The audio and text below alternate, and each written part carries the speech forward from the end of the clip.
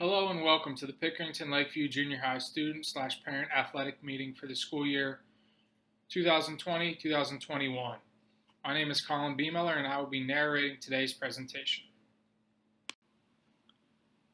There will be a few new faces at Lakeview this year. First, we have Principal Rachel Hannigan, new Assistant Principal Ben Baptist, Building Secretary Susan Raber, and that's me, Athletic Director Colin Beemeller. Here you can see our fall sport offerings at Lakeview Junior High. We offer 7th and 8th grade cheerleading, Coach Heather Tinsley, Coach Morgan Helmich, and Coach Kiera Davis. Boys and girls cross country, Coach Dave Spring and Coach Bert Chapelier. 7th and 8th grade football, Coach Josh Watkins, Coach Daniel Hilrich. Boys and girls golf, girls coach Ned Basinger. We're still working on a boys golf coach at this time. Girls tennis coach Evan Carr. Girls volleyball coaches, 7th and 8th grade, Coach Mary Rollins and Coach Anita Giardina. Here you can see our winter sport offerings. We offer both boys and girls basketball, 7th and 8th grade, winter cheerleading, as well as wrestling. Here you can see our spring sport offerings. We offer 7th and 8th grade baseball, Coach Jay Bartos and Coach Frank Mendoza. 7th and 8th grade softball, Coach Ron Robertson and Coach Dave Eigel. Boys tennis, Coach Todd Stanley. Boys and girls track, Coach Tim Starkey. And boys and girls lacrosse, Coach Andy Harris and Coach Sidney Van Hoos. In order to be eligible to participate in junior high athletics, you must meet several Ohio High School requirements. The first being you must live in the Pickerington School District boundaries. Second being you must have passed 5 one-credit classes in the preceding grading period.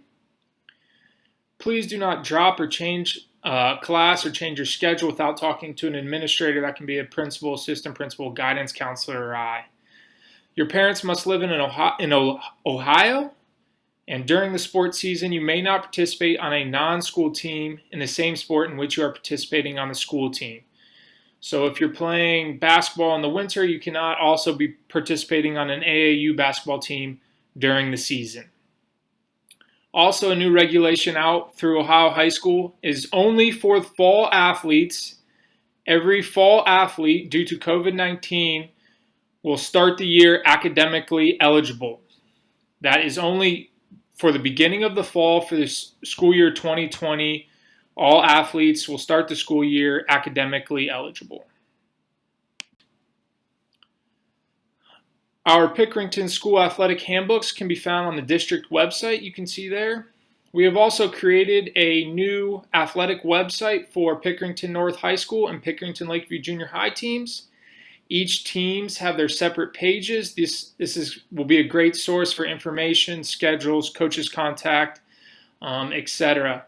If you have any questions, please look at our website first, and then if you don't see the information, please reach out to our coaches, and if need be, the athletic directors. Pickerington schools have several requirements in order to participate in athletics. We are asking all parents to complete forms online for their student athlete prior to the first day of tryouts. Every student athlete must have a physical turned in and be registered online prior to trying out for a sport. Once again, just a reminder, physicals are good for 13 months. If you do not have both of these items completed, coaches will not allow your student athlete to try out or to participate in the first day of practices. This year, we've partnered with a new registration platform called Final Forms. You can see the link right there. This is where you'll go to register your student athlete. You can go directly through the link, or this can also be found on our new athletic website under the More tab. You will register one time at your 7th grade year, and the Final Forms will hold your information yearly, and you'll just have to re-register each year, checking to make sure your information is the same. And if it is, registration should be simple after your 7th grade year, and this will go 7th through 12th grade. There are several scholastic eligibility requirements you must meet in order to participate in athletics. You must maintain a minimum GPA of 1.75 per grading period. At the interim check, you must be passing 5 one-credit courses, and you must pass 5 one-credit courses at the conclusion of each grading period. For example, if you're a winter sport athlete, you must have passed 5 one-credit courses in the first trimester in order to be eligible to participate in winter athletics.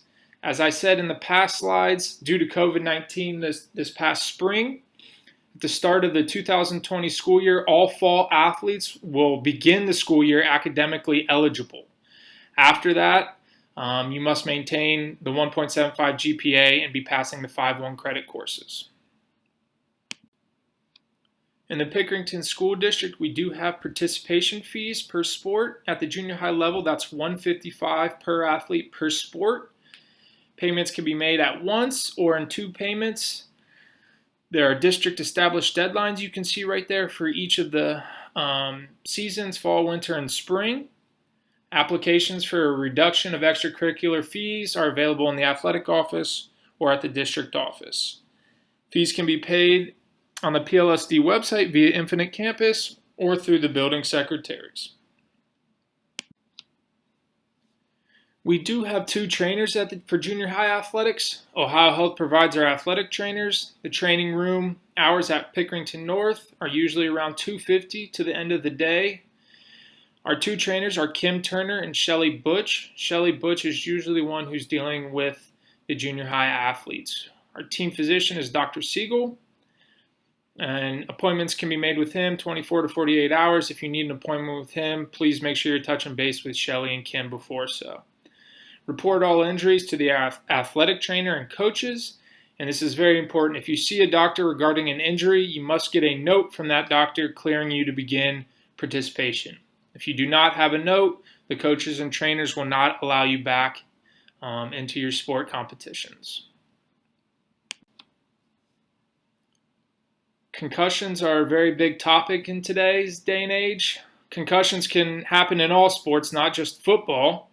Some signs and symptoms and the processes for a concussion. Some signs for a concussion would be a headache, dizziness, lightheaded, nausea, blurry vision, confusion, disorientation. If you believe to have a concussion, you'll be removed from participation, and you cannot return to participation the same day. Anyone removed from participation in a sport will have to go through the 5-step return to play procedure. If you're a student athlete or parent and you believe your son or daughter has got a concussion through practice or a game, please make sure you're communicating with our trainers and coaches. They've taken courses, but they also need you guys to communicate and help with concussions, as these are something that's very serious and something that we take seriously. We have an athletic code of conduct for junior high and high school sports. Any conduct that results in a dishonor to the athlete, the team, or the school will not be tolerated. This athletic code of conduct is in effect for all 12 months, 24 hours a day. So that means even if you get in trouble over the summer, you can be punished through the athletic code of conduct. Penalties can range from 10% reduction of participation to a permanent suspension. Here are several rules and regulations of the athletic code of conduct. For a first violation, 50% reduction in participation may be reduced to 20% with approved counseling. For a second violation, it's a 1-year suspension from athletics, may be reduced to 50 with approved counseling. And a third violation is a career suspension for the remainder of your career, may be reduced to a year upon appeal and substantial rehabilitation. Tobacco violations are cut in half from the above standards. Sale, distribution, or hosting automatically jumps up a level in violation. So if you host a party, you have 0 violations, you're caught, you will automatically jump to a second violation. Hazing in any way is not tolerated. Hazing of any type is prohibited at all times on and off school property. Hazing can be defined as any action taken or situation created by a student group of students relating to the status or membership in a group that causes or likely to cause bodily danger, physical harm, emotional harm, extreme embarrassment, or ridicule, personal degradation, or loss of dignity. If you believe any type of hazing is going on, please contact the principal or me as soon as possible. so we can get that taken care of, please. We do have attendance policies for junior high athletics and high school athletics. Your first priority should be school, so students must be in school for at least 50% of the day's minutes in order to participate or play that day. If you go to the doctors or dentist, please make sure you get a note so you can provide that once you return. If there's any crazy circumstances, please make sure you're checking with me or the secretaries ahead of those unique situations so we don't run into a situation before a game where you might not have been in class or in school for 50% of the day and you're not able to participate. So if there's any situations you're unsure of, please reach out to me and I can get you an answer. As of last year, we have started drug testing at the junior high level. Junior high athletes will be required to take one preseason drug test. So if you participate in a fall sport, you will take a fall preseason drug test. And if you go on to play a winter sport, you will not take another one. So the one drug test will count for the fall, winter, and spring. Students must bring a picture ID with them. Take a picture of your ID with your phone. Bring some type of ID. The cost is $16 and the payment is the responsibility of the student athlete. There are risks in playing athletics. Although we hate to see anybody get injured, it does happen. By playing a sport, you are exposing yourself to the risk of serious injury, including but not limited to. Please understand that there are risks by participating in athletics, and by your participation, you are exposing yourself to those risks. The Pickerington Local School District does not provide accident or health insurance for athletes participating in interscholastic athletics. Parents must maintain an active accident and health policy while their child is participating. The school district does offer a supplemental accident insurance policy to all students. If you need more information on that, please reach out to the district office, or we can help you in the school athletic office as well. Sportsmanship is extremely important at the junior high and high school levels. Good sporting behavior is expected of all coaches, student athletes, fans, and parents. Bad sportsmanship will not be tolerated. Good sporting behavior is expected to be practiced towards each other, opponents, and the fans.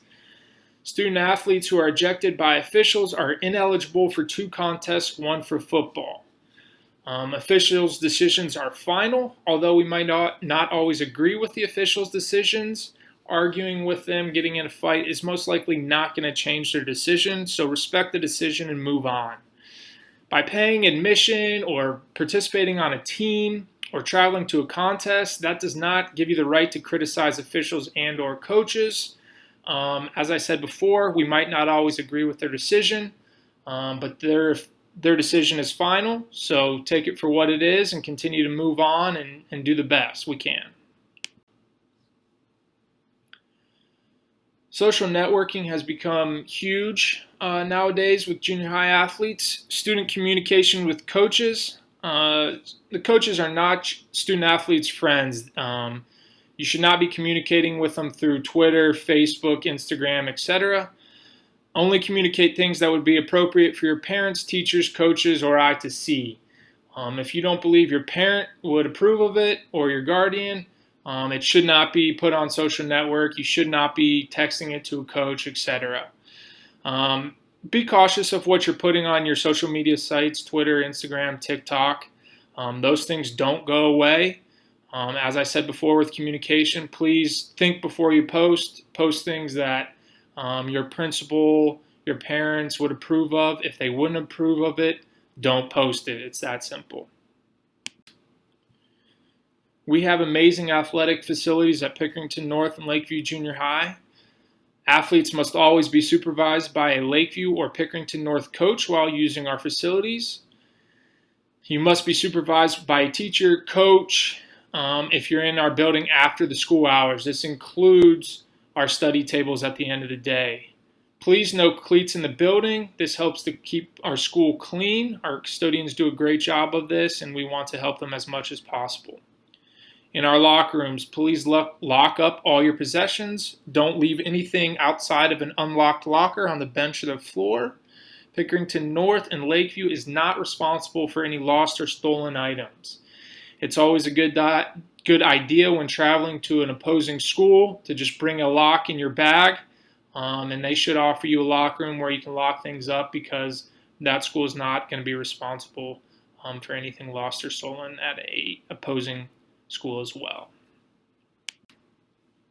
Finally, good luck this year.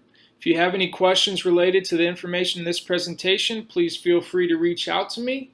I hope I see you guys all this year out on the field, court, etc. And have a great school year.